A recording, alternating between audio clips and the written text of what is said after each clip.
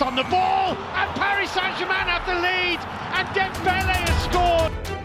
Champions লিগের final মহারণ আজ মুখোমুখি দুই পরাশক্তি পিএসজি ও আর্সেনাল।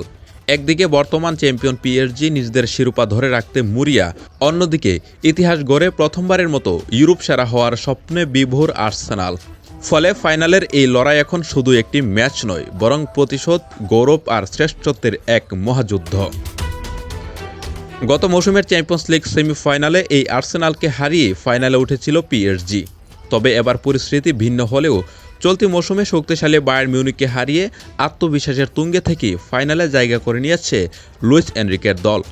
তাই বুদাপেস্টের ফাইনালে বর্তমান চ্যাম্পিয়নদের থামানো মোটেও সহজ হবে না গার্নারদের জন্য।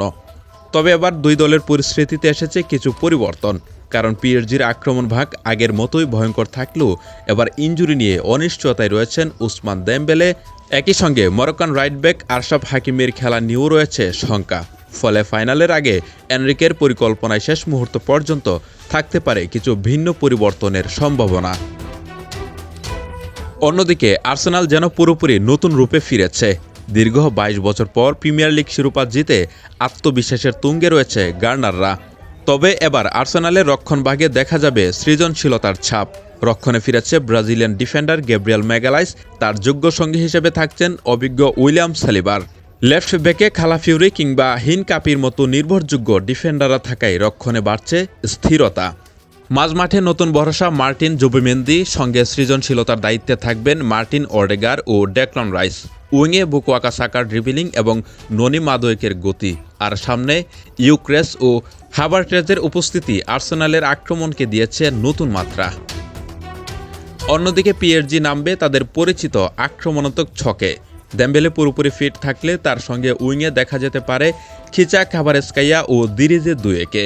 মাঝমাঠে বিথিনিয়া, ফাবিয়ান রুইচ ও জোয়াও নেভেসের সমন্বয় পিএসজির সবচেয়ে বড় শক্তিগুলোর একটি।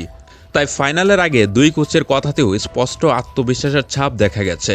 মিকেল আর্তেতা জানিয়েছেন প্রিমিয়ার লিগ জয়ের আত্মবিশ্বাসকে এবার চ্যাম্পিয়ন্স লিগের মঞ্চে কাজে লাগাতে চান তিনি।